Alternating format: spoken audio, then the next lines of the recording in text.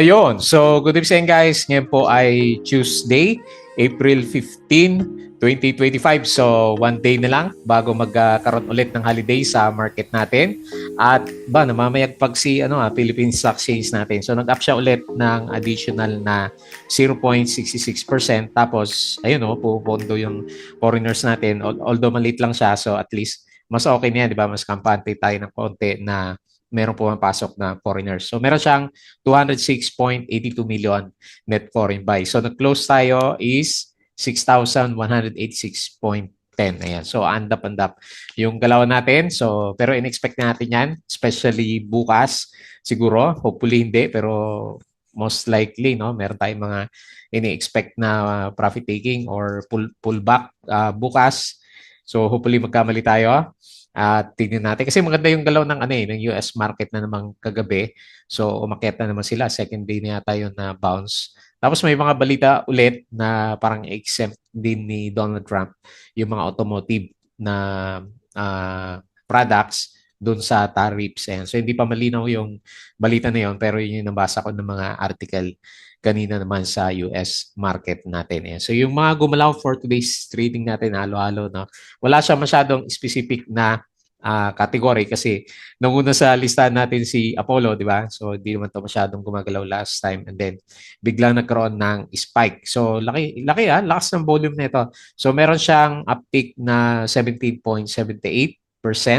Congrats dun sa mga nakabili sa kanya last time and meron siyang 15.10 K net foreign buy. So malit lang. So mga locals yung brokers na pumitik sa kanya. Next, Converge. So pabalik ulit tayo sa breakout. Maganda talaga kasi yung yung punta nitong si Converge natin. So meron siyang 4.11% na spike for today's trading. Negative 4.69 million net foreign sell. Sino kaya yung net foreign buy?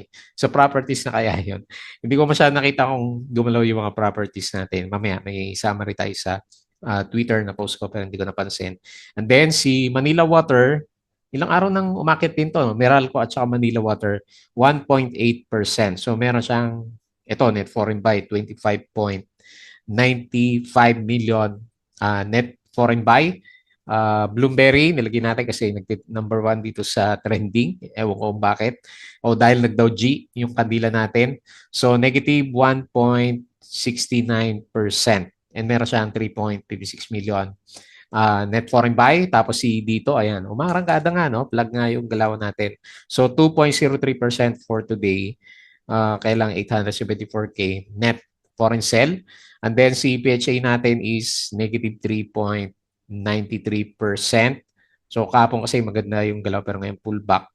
Meron siyang 479.85K net foreign buy. Okay, so wala masyadong category. Nahanap ko kung saan ba, sa properties, sa mining. Mining, bagsak yata eh. Tapos sa industrial lang yata yung nakita ko na pumipitik sa galawan natin. Yan. So meron pa tayo isang araw, bukas makita natin yung galawan ulit. Disclaimer pa rin guys sa mga bago sa channel natin. As usual, yung ating review is for educational purposes lang po yan. So wag mong gagamitin to as a reason para mag-buy, sell, or hold ng stocks. Meron po kasing risk na involved sa market. Due diligence na lang po kung ng stocks yung gusto mong bilhin. And then follow mo ako dito sa ating Palabi Trader na YouTube channel. Subscribe ka lang po para updated ka sa mga reviews natin or kung gusto mo, join ka dito sa trading community naman natin. Okay? So yung mga nakasubscribe, maraming salamat po doon sa mga usual na viewers ng market natin, mga company reviews, mga sample trades sa market, basic indicators, mga technical analysis, fundamentals, or yung mga risk management natin. So check na lang po. And basic learning sa market natin. Then follow mo ako dito sa ating Palabi Trader, Crypto to, para sa mga play turn games at saka ngayon, yung nakakailigan natin yung ating mga meme coins. Ayan. So, pati sa community, post ako dyan kasi minsan nagtitrade tayo sa meme coins. And then, follow mo ako dito sa ating Palapi Trader na Facebook account para sa mga posts natin or dito sa ating Facebook page. Ayan. Hindi ako nakapag-post dito kapon na. And then, Bodega Peak, yung mga articles natin sa local market. So, tignan natin yung summary. Meron ng binalita dito kanina. So, sino ba winners and losers natin? So, CC Blinks. So, sina SMPH yan, BDO. So, nag-up siya ng, laki no, isang araw lang, 10 billion yung ginagalaw. Pangilinan, 8.9. Tankaktion, 6.82 billion. So, nag-drop si Bilyar, sino tong si Pobros, and then si Betty Ang. Drop ng 1.4 billion yung kanyang stocks. Okay? Tapos, sa summary ng market natin, ang pinaka-winner is si Jollibee, nag-up siya ng 4.72%. And then si Converge, 4.11%. Meralco, 3.21%. Daming pumitik niya na. SM, 1.78%. Yung mga properties hindi masyadong gumalaw. Nag-profit taking kay Ayala Corporation, negative 2.08. CNPF, negative 2.04%. Tapos si URC, negative 1.83. Halos pantay lang yung yung nalaglag at saka gumalaw dito sa markets natin. And then yung summary, so syempre, yung gusto natin, kailang medyo maliit talaga, net foreign buy ng 205.99 million yung markets natin. Okay? So kahit paano, may pondo, tignan natin bukas. So ang namula lang na index natin dito is itong si mining and oil natin. Ayan. So bumagsak siya ng negative, maliit lang naman, negative 0.04%. Kaya pa rin nag-trending si APX saka CPX kasi medyo parang nag-peak na yung galaw niya. So industrial, ayan, 1.3% at saka si finance ang panalo, 0.77%. Foreign funds bought, sino ba yung mga binili nila? Banco de Oro, China Bank, Metrobank, SLF, AP Meralco, Manila Water, FB, GSMI, Jollibee, Aboitiz, Costco, Ali Iris, Creek, Globe, Cebu, ICT at saka si Macro Asia. Foreign funds sold, BPI, PNB, Security Bank, ACN, Shell, PH, CNPF, DNL, EMI, sino pa? CIC, AC, AGI, DMC, RCR, Robinson Land, SMPH, Telconverge, at saka si dito. So, ACN says is Australian unit secured $750 million Australian in financing for renewable energy. Cebu Air, okay, maganda yung mga funda ni Cebu Air. So, 18.9% increase sa passenger. Pero yung earnings hindi pa niya sinabi. SPC, so 26% for the whole year. Okay siya, si IMI. Loss pa rin ba to si IMI natin? So, parang nag-improve din siya, no? Kahit pa paano from 40 to 20. Okay. So, Globe, ano to? Ito parang hinahanda na si GCash natin ayan. So GCash parent Mint increase its stake in AB Capital Securities to 16%, aiming for 50%. Ayan. Tinitrade ba natin si AB Capital? Hindi, no? So this move integrates stock trading into GCash, enhancing financial inclusion. So Certec gets $2 million advance from parent firm. Keeper, up siya for the year, 21%. Emperador, so, pinapakaramdaman pa rin kung kasama tong alak sa tariffs ni Donald Trump. Bloom, okay, ewan ko. Nag-breakout yata kanina, no? Pero inverted daw G in closing. Costco, 25% rise income. Keeper, Costco ulit. So, madaming post si Costco. Megawide, raised 5.3 billion from oversubscribed preferred shares. Pinma, meron siyang cash dividend, 0.06 per common share. SM, citing 30% increase in store purchases. So, ABCBN, ano ba to? Reported net loss sa kanyang income. CLI post over up by 8% sa kanyang earnings. Tapos NVIDIA to manufacture American-made AI supercomputers in US for the first time. Okay, futures yan. Share buyback, Cebu, Costco, Robinson, at saka si Ali. So, ongoing share buyback ni Ali. Plus, corporation rose last week. O, late na yata itong post na to. Kahapon tumato. GCash advances entry into the stock brokerage by acquiring 50% stake in AB Capital Securities. Okay? So, tapos yung mga trades. Kagabi, annual reporting deadline, gripping existential update, GCash buys additional 16% in AB Capital. Okay, so malapit na siguro si GCash. Inihanda na sa pagpasok dito sa market natin. Ano ba to? Sia Tan Kakchong Hotel 101 Madrid, turang among top 5 largest in Spain by December 2025. Okay. So, maganda yung business niya sa bandang Europe. Ayan. So, patalastas ulit yung mga bago sa channel natin. As usual ulit, yung mga gusto ng guide sa trading po sa Philippine markets. Check mo na po to. So, sali ka na po sa trading community naman natin. Okay, so punta tayo dito sa Philippine Stock Exchange. So, based dito sa galawan natin, okay, so malakas in-expect ko mababagsak yung market kasi mahaba yung bakasyon. Ayan. Tignan na lang natin bukas. So from 5.8 to 6.3 pa rin yung trading range natin. Pero gumaganda. Gumaganda yung chart. Nag-RSI 50 na yata to. O RSI 50. Hopefully good sign para sa mga stocks natin after ng Holy Week. So nag-up tayo ng 0.66% and 206.8 million net foreign buy. Okay. So dito tayo sa mga winners. Ano kayo meron kay Apollo? Hindi ko mahanap yung balita eh. Ayan oh. Nag-breakout. So grabe yung breakout niya na. 17.78%. Sino pa? Yung may volume na lang. Hanap tayo dito. Walang volume yung iba kasi mahina. Tapos ito si Jollibee 4. Okay, naka Jollibee 4.72 yung pasok ng foreigners. Converge, ayan. Pero hindi siya pinasok ng foreigners. 4%, PHR 3.8. Mag-breakout din kaya to bukas. Tapos si Meralco, breakout si Meralco, 3.21. DNL is breakout din ng konti, 2.88%. Okay? So sa losers, ano tayo may volume? Walang volume yung losers.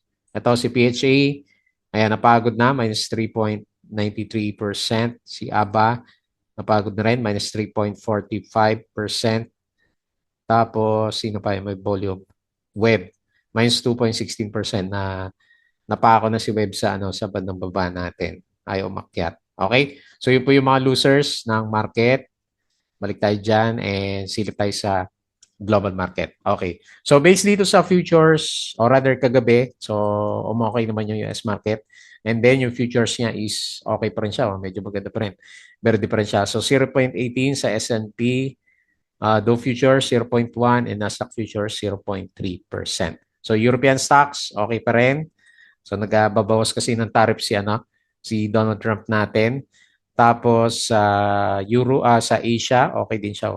Malakas sa malakas sa bandang Asia. So, halos more than 1% yung galawan sa global markets. And then sa crypto, maganda rin yung trend ng chart. May mga namumula. Okay. So, pero si Bitcoin, up siya. So, ngayon, 85K, 85.6, Ethereum 1.6, XRP 2.1, BNB 587, Dodge, drop si Dodge, minus 3.59, drop din si Sol. Tapos si Shiba is negative 3.1. Ayan, so laglag yung mga meme coins natin. Okay, so yun lang muna yung nakita natin sa global markets. And then silipin natin itong mga trending stocks. Okay, so unahin natin si Apollo nga po. Siya yung top trending dito sa mga stocks natin kanina. So medyo malakas kasi yung ating breakout. Tagal din niya, no? So nag-conso siya from February, March, and the second half ng April. So to 6.5 months na nag-downtrend siya and then nag-conso from the past week. And then ngayon, medyo tinulak na siya. Ayan, may mga konting volume siya last time. So, sobrang lakas naman ng sipa niya. Tingnan natin sa 5-minute chart. Hindi rin siya binigla, no? Okay, so tama lang. So, binomba talaga si Apollo natin kahit paano. Meron siyang 5 million na trading volume dito. Tapos, wala naman siyang foreigners, no? 15.1K. Okay? So, balik na naman ba sa usapan si Apollo natin. So, nandito yung current na resistance niya. So, meron pa siyang konting upside. Hopefully bukas, hindi tayo makakita ng Dow G. So, nag-fill the gap siya dito. So, lalagay natin na support yung 0.0050. Ayan. Maganda yung galaw niya, no? So, unti-unti, nag-change ng direction. Meron na siyang attempt last time, last April 3. So, nag-attempt na rin pala siya na gumalaw last time. Nag-pull back lang siya, hindi natuloy. And then, Ngayon, saka siya binomba, di ba, pinipik sa galawan niya. So wala din ako makitang ano eh, wala din naman ako nakitang disclosure na bago para sa fundamental nitong si Apollo sana natin. Okay, so kumbaga siguro traders movement yung nakikita natin na pitikan for today's trading natin. So tignan natin bukas kung meron pa rin si Apollo, kung buhay pa rin siya. Next, Converge. So maganda rin yung volume nito, no? Malaki yung volume niya dito eh, pero net foreign sales siya ng 4.69 million, malit lang naman, pero yun nga, malakas yung advance niya, 4.11. So, hindi ba sa last minute? Hindi rin, no? So, dire-diretso din. Oh, yan, oh, may bomba din ng volume si, ano, kahit pa paano si Converge. Ayan. So, on the way siya ulit, oh. So, mabagal yung, ano niya, yung trend niya, pero nami-maintain niya yung, ano, yung pagka-uptrend ng direction niya. Ayan, hopefully matuloy-tuloy na. Yung breakout ulit natin is papunta dito sa 19.7. Ayan, so bullish ulit yung ano, itsura niya. Okay. So ito yung isa siguro sa mga blue chips na naiwan na kahit papaano, pag tinignan mo yung RSI level niya, so medyo nagsa-sideways or medyo may papitik-pitik sa bandang taas. Ayan. So kumbaga bullish pa rin naman to kasi majority is above ng RSI 50 level natin. Ayan. Mabagal nga lang yung galaw natin pero uptrend naman siya, no? So iniisip ko yung ganyan na galaw last time si ano eh ICT. Last time mabagal yung galaw pero until tuloy-tuloy na umakyat yung price action niya. Ito na nga nangyari siya dahil doon sa ano sa tariffs natin sa balita sa tariffs. Okay? So very good. May trend ulit na tinitingnan tayo, sinisipat-sipat dito kay Converge. Next, Manila Water. Simula nung magkaroon ng usapan sa ano, yung Maynilad IPO, gumagalaw-galaw si ano eh, ayan oh, breakout ulit oh. Ganda rin pala ng galaw nitong si ano, Manila Water, hindi lang natin napapansin kasi mga 1%, ganun lang. 1.8%, 25.95 million net foreign buy. Pero gumagalaw yung price action. Parang parabolic na nga ng konti yung ano eh, yung galaw natin sa kanya eh. Okay? Ayan oh. So makikita ba natin? Parang hindi eksakto yung ano, drawing ko sa kanya. So i-adjust natin. Ayan, hanggang sa mag-fit siya. So support na lang muna natin, 33 pesos kasi breakout area. And then pinaka-next na resistance is 34.68 which is mukhang posible naman, no? Kasi malakas din yung ano niya, yung volume niya kahit papaano. Ayan. So diretso yung trend natin sa kanya. Medyo yung angle niya medyo mataas, no? Ayan. So ganyan na lang muna, 34.68 and kagaya ni Converge, kung papansinin mo din, so nasa bullish side din yung ano, yung RSI level natin sa kanya. Ayan. So ganun din yung MACD, oh. Pataas din yung ano, sumasabay na lahat ng ano indicators natin. So maganda yung earnings niya, oh, 86.87%. Malakas siya ngayon kasi summer na. Mahal ang tubig. So 1.8%. Congrats. Wala tayong nakitang ano eh, dedicated na catalyst kanya. Next, si Bloom, siguro pinag-usapan siya kasi medyo nag-Dow G ng konti, sabi ni DA Market. Securities breakout daw, ayan. Kaya lang, nauntog na nga siya. Okay, so MA20, ang pinaka-resistance. Ito yung pinaka clear na picture niya sa ngayon, sa trend. Ayan. Nag-bearish candle. Wala masyadong foreigners, no? Pero ba't ang laki ng ano nito? Transaction niya. So 3.56 million net foreign buy pero nag-drop ng 1.69%. Okay, so support pa rin is 2.6. Bearish pa rin, no? So bearish pa rin yung ano yung pero at least gumagalaw siya. Okay. So bearish pa rin yung pinakabuong picture niya. Ayan. So yan, susundan natin for the next videos natin kapag nag-trending ulit siya. Next, si Dito. Ayan, mga Dito Natics. So nag-up siya ulit ng 2.03%, 874K net foreign sell. Okay, so mukhang bumubuelo si ano eh. Bumubuelo si Dito, no? Ayan, no? So, medyo nauntog-untog lang siya pag malapit dito sa ano, MA100. Pero pag, once mag-breakout to, may momentum ulit tayo, no? Ito yung mga next na gap niya. Oh. Dito, may gap. So, pag na-break natin yan, baka fill the gap dito sa, ano, sa area na to. Okay? So, bullish din yung RSI natin, above 50. And nagre-recover na yung direction ng MACD formation. And then lastly, si PHA. Nangyari dito kay PHA natin. Okay, so medyo napagod na rin, ah. Tama ba yung drawing natin last time? Okay. Okay. Sinakto niya lang dito, ah. So dito na siya nagkaroon ng resistance. Sinakto niya sa 0.23440 to 350, no? So sinakto niya. Ayan, profit taking siguro. So negative 3.93% and 479K net foreign buy. Pero overbought na kasi si PHA natin. Malam mo, meron pa isang bigwas to bukas. Bukas natin malalaman kung maganda yung bigwas ni PHA natin. So yung nilalagay kong support is dito pa rin naman. Around ito or dito sa around 0.2 level. Ayan. Hindi natin masukat sa trend kasi ano siya parabolic yung itsura niya. O, tingnan natin kung ganyan yung galawan niya bukas. Para nagkaroon siya ng trend nung dinugtong natin yung mga peaks ng price action naman natin. Okay? So, yun na lang muna yung galawan natin for today's trading. So, very good. Kahit papano, may mga gumalaw din naman ng blue chips, di ba? Nag-breakout pa nga si Meralco natin, Pure Gold medyo ng pause. Okay naman majority ng blue chips natin. So, ganun na lang muna yung review natin. Pero nag-expect ako baka may pullback tayo bukas dahil sa mahabang holidays ulit. Diba? Wednesday, tapos meron pa, may trading pa, and then Thursday and Friday is, ayan, enjoy nyo muna yung whole week po sa Philippines. Okay, so yun lang. Maraming salamat. Kita ulit tayo bukas. Bago mag-close, please don't forget to subscribe dito sa ating Palabra Trader na YouTube channel. And crypto ko to, follow mo na lang sa mga meme, coins, or play to earn games natin. Facebook account, Facebook page, Bodega Pic, Twitter, and Patreon sa mga gusto ng guide. Sali lang po kayo dito. Okay, so yun lang. Maraming salamat. Kita po ulit tayo bukas.